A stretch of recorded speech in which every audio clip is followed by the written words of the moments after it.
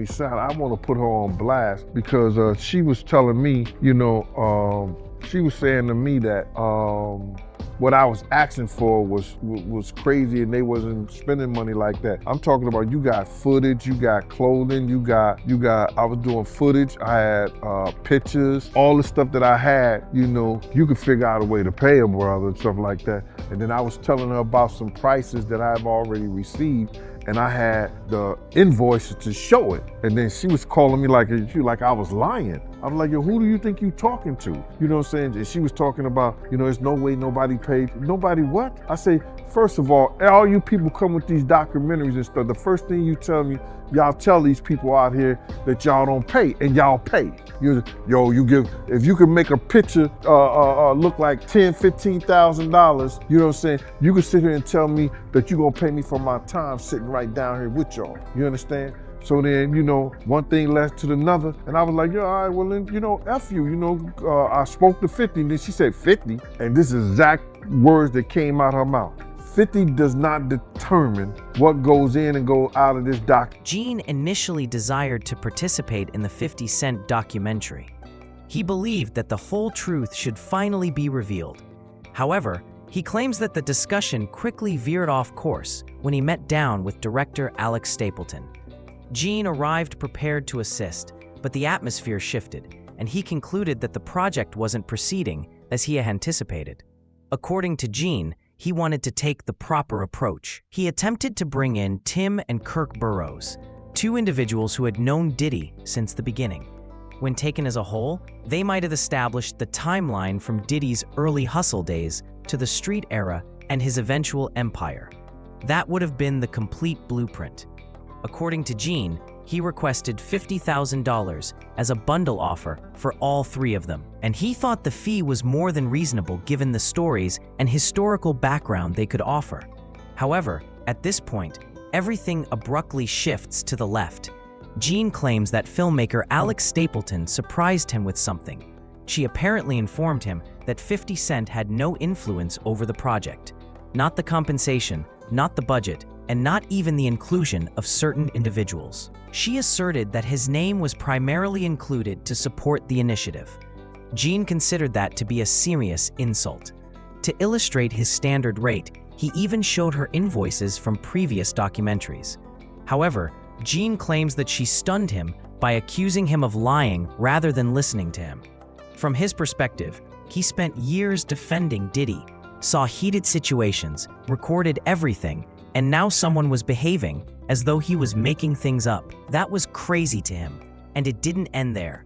Gene later learned that Kirk Burrows was supposedly secretly negotiating his own separate agreement, while he was working to get a fair deal for all three men. That's the sector. Everyone is attempting to carve out their own path.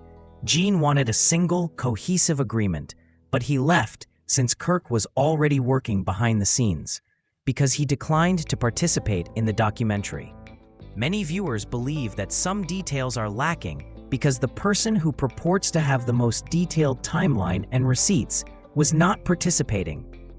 Providing a complete picture, Gann claims to have been present that evening and witnessed everything firsthand, and his story fundamentally alters people's perceptions of what transpired. What I feel about the documentary, they left a whole lot of key things out. If they was gonna do something and they're gonna say in the reckoning of Sean Combs, the reckoning, or Diddy, the reckoning and stuff like that, it should have been a lot of people that we lost because of him. You know what I'm saying? It wasn't only Big, it wasn't only Tupac, you understand? For the atmosphere that he put those kids in. You got a guy named Anthony Wolf Jones, who was from Bad Boy, from its conception as doing security and being one of the financiers of Puff having to have some money to keep Big and Craig Mack around before he got to Clyde Davis. Diddy assisted in planning a celebrity charity basketball game at City College in New York on December 28, 1991. And what transpired inside that structure permanently altered people's lives. This was meant to be a significant charity event. It involves Heavy D. There was a lot of energy and big stars were showing up. Mike Tyson, LL Cool J, People were crammed into the space in anticipation of something epic. Gene claims that the original purpose of hiring his security crew was to control the outside mob. To keep things under control, he brought gates, dogs, and 18 trained men. He was well prepared because he was aware of how crazy Harlem could get when celebs appeared. However, Gene claims that Diddy drew him aside the day before the event and informed him that Heavy D no longer wanted his guys manning security. Gene claims that his entire crew was taken out in an instant. Absolutely no external security. Thus, things quickly got out of hand when night finally fell. The entryway was crowded with thousands of people. Additionally, Gene claims that the audience suddenly increased when Mike Tyson and LL Cool J entered from the front rather than the back. In a matter of seconds, stairwells became dangerous areas as bodies pushed forward. This is a section that was completely ignored in the documentary. Diddy and Heavy D were working with a promoter named Jessica Rosenblum that evening, according to Gene Deal. Gene says Jessica was frightened when the throng started to swell, but she wasn't worried about people being crushed in the stairwell. He claimed that she was concentrating on the ticket sales cash box.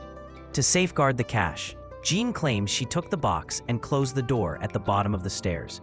Hundreds of adults were imprisoned in a small stairwell with no room to move, breathe, or flee when that door locked. You seen that the documentary, the 50 Cent No, I haven't documentary seen it yet. for Diddy? I haven't seen it. Oh man, you working Everybody hard. telling me you got to see it. Yeah. I haven't seen it. Yeah, it's- Part of me don't want to see it You probably don't. because it's all skewed, man. Like when you put stuff together, you create whatever narratives you want to, and at the end of the day, everybody being programmed. You know, right now the man's serving time. Right. You know, he went before the court. The court said this, and everything is God. But God said this is what he got to do. He got to do 5 years in pen. Let him do his 5. If that detail is accurate, the entire timeline is altered.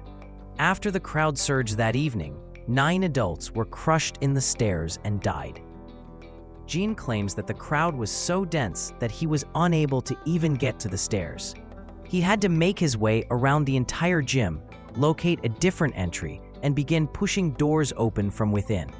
It was already too late when he managed to fight his way through. Additionally, Gene claims that he gave one of the victims CPR.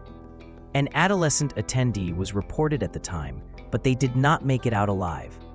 This is the first time I ever took my little brother anywhere. The victim's older brother sobbed, according to Gene. My mother is going to murder me. According to Gene, those experiences are ingrained in his mind. And this is what continues to astound people. Old news sources mention Jessica Rosenblum as one of the event promoters, but she was never held accountable. No accountability. No charges. The City College tragedy was briefly mentioned in the documentary, which mostly concentrated on Diddy and Heavy D. They never looked into Jessica's purported involvement, gave no explanation for the removal of Jean's whole security crew the day before, and made no mention of a door being locked as 9 adults perished. Claims that he made an effort to clarify everything in the documentary. Every perspective, every detail. But none of it was included in the final cut. And you begin to wonder why after learning what went on behind the scenes. Let's now discuss Gene's real reason for leaving. Because the stories he wished to reveal were equally as crazy as the off-camera drama. A bundle agreement had been arranged by Gene, Kirk Burroughs, Tim, and him, 3 men with entirely different perspectives on Diddy. Tim was familiar with the early years of his career. Kirk has first-hand knowledge of the corporate system. Gene witnessed the commotion behind the scenes, the violence, the strain, the street side, and the security problems. They could have produced the complete unedited timeline if they had worked together. However, director Alex Stapleton began acting in a way that caused him to doubt everything, according to Gann. According to Gene, she told him that the amount he requested was absurd and that his experience wasn't worth the money. He also presented actual evidence, including invoices from previous projects that paid him in that similar area, but she continued to reject it. The line that truly infuriated him was then dropped. She informed Gene that 50 Cent has no influence on the documentary's content. Gene claims that 50 doesn't choose the payouts, doesn't approve of who is included, and that his name was mostly used to advertise the project. Consider that. The entire documentary, which is centered around Diddy's brand and built on their animosity, is presented as a 50-cent huge exposé. However, Gene was being warned behind closed doors that 50 lacked true creative potential. That's crazy. Gene thought he was being played. He has been sharing these tales on his own platform for years, and he has first-hand knowledge, papers, photos, videos, and receipts. Jessica, you know what I'm saying? Jessica was the reason why those kids lost their life, because she locked the door on those kids running down the step. You understand? You could see her name in a news article, but they didn't mention nothing about her taking place, but they try to put Heavy D, God bless the dead, out there and they put Puff out there. You know what I'm saying? She should have been the main one because she is the one who locked the door on the kids. You understand? She is the one who locked the door on the kids and all those kids. If that detail is accurate, the entire timeline is altered. After the crowd surge that evening, 9 adults were crushed in the stairs and died. Gene claims that the crowd was so dense that he was unable to even get to the stairs. He had to make his way around the entire gym, locate a different entry, and begin pushing doors open from within. It was already too late when he managed to fight his way through. Additionally, Gene claims that he gave one of the victims CPR. An adolescent attendee was reported at the time, but they did not make it out alive. This is the first time I ever took my little brother anywhere. The victim's older brother sobbed, according to Gene. My mother is going to murder me. According to Gene, those experiences are ingrained in his mind. And this is what continues to astound people. Old news sources mention Jessica Rosenblum as one of the event promoters, but she was never held accountable. No accountability. No charges. The City College tragedy was briefly mentioned in the documentary, which mostly concentrated on Diddy and Heavy D. They never looked into Jessica's purported involvement, gave no explanation for the removal of Jean's whole security crew the day before, and made no mention of a door being locked as 9 adults perished. Claims that he made an effort to clarify everything in the documentary. Every perspective, every detail. But none of it was included in the final cut. And you begin to wonder why after learning what went on behind the scenes. Let's now discuss Gene's real reason for leaving. Because the stories he wished to reveal were equally as crazy as the off-camera drama. A bundle agreement had been arranged by Gene, Kirk Burrows, Tim, and him, 3 men with entirely different perspectives on Diddy. Tim was familiar with the early years of his career. Kirk has first-hand knowledge of the corporate system. Gene witnessed the commotion behind the scenes, the violence, the strain, the street side, and the security problems. They could have produced the complete unedited timeline if they had worked together. However, director Alex Stapleton began acting in a way that caused him to doubt everything, according to Gann. According to Gene, she told him that the amount he requested was absurd and that his experience wasn't worth the money. He also presented actual evidence, including invoices from previous projects that paid him in that similar area, but she continued to reject it. The line that truly infuriated him was then dropped. She informed Gene that 50 Cent has no influence on the documentary's content. Gene claims that 50 doesn't choose the payouts, doesn't approve of who is included, and that his name was mostly used to advertise the project. Consider that. The entire documentary, which is centered around Diddy's brand and built on their animosity, is presented as a 50 Cent huge exposé.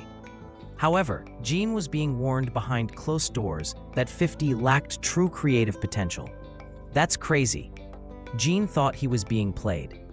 He has been sharing these tales on his own platform for years, and he has first-hand knowledge, papers, photos, videos, and receipts. That footage of Diddy. I figured most journalists would not disclose their sources. Does he know y'all have this in the doc? I would doubt he knows. So when this airs, that'll be the first time that his legal team, Diddy, that everybody knows that this footage is now seeing the light of day. However, he claims that the director treated him as if he were unimportant and merely another voice vying for attention. Kirk Burroughs, according to Gene, was making his own subtle movements in the meantime. Kirk persisted in phoning Gene, pressuring him to accept their offer and cut his pricing.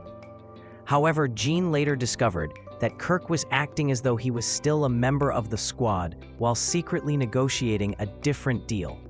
For you, that is the industry. People begin selecting their own lane when the money arrives. Gene then turned to leave.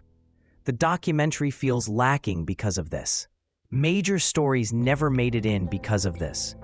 Because he felt mistreated from the beginning, the one man with the deepest timeline, the receipts, and the inside access declined to take part. Many viewers immediately saw something else as well.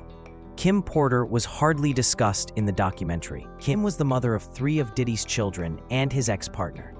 She officially died of pneumonia in 2018 at the age of 47. However, since she spent years with Diddy and witnessed everything, her account aroused doubts. The parties, the economic transactions, the conflicts, and the way of life. However, she is just briefly mentioned in the documentary before it moves on. Many observers thought that was odd. The filmmakers reportedly refrained from delving more into Kim's story because they thought it was too delicate and dangerous to do so on camera. Gene claims to have personally known Kim. He protected her at times, worked security around her, and had personal knowledge of her life. But none of that was included in the final version. They kept it going by flashing a few pictures of Kim and mentioning that she was the mother of Diddy's kids. Unless there was a reason they didn't want that aspect of the tale to be highlighted, you would expect much more attention for someone who was so important to his life. Let's now discuss something that is controversial. For decades, Diddy threw enormous parties that were attended by famous actresses, musicians, athletes, executives, and even politicians. These incidents were fabled. Everyone desired an invitation. Diddy's entire brand was that. The man who was able to draw everyone in. This is the question then. Why are none of those celebs featured in the documentary? No commentary, no interviews, nothing from the people who used to attend his events with pride. The quiet is strange for a story about nightlife and celebrity culture. And why are there no accurate reports of what transpired at those parties? Are we to think that after hosting major events for years, not a single well-known guest ever found themselves in a noteworthy situation? Many people don't think that's realistic. According to Gene Deal, some prominent people wished to avoid having their names associated with anything related to the Diddy probe. Although it's just conjecture, some individuals believe that in order to safeguard their reputations, professions, and families, these celebrities may have asked or even paid to avoid the spotlight. Gene discusses this candidly, yet the documentary totally steers clear of it. Gene believes that 50 Cent is first and foremost a businessman. He had no intention of bringing unconnected celebrities into the fray. Instead of focusing on everyone who had attended a party, he wanted the documentary to be about Diddy. However, what we witnessed was a polished, controlled version of events if specific identities were purposefully omitted. To avoid pointing at anyone with actual authority, something was cleaned up. Gene claims to be able to clearly identify the gaps. Regarding celebrities remaining silent, consider Marlon Wayans' response to the doc. When someone asked if he had watched it, his response sparked conversation. According to Marlon, he hasn't seen it and most likely won't. He then referred to it as a tale. He continued, "With the right editing, you can shape any story you want. Everyone's being programmed," he continued. People quickly raised eyebrows at the line. What makes Marlon say that?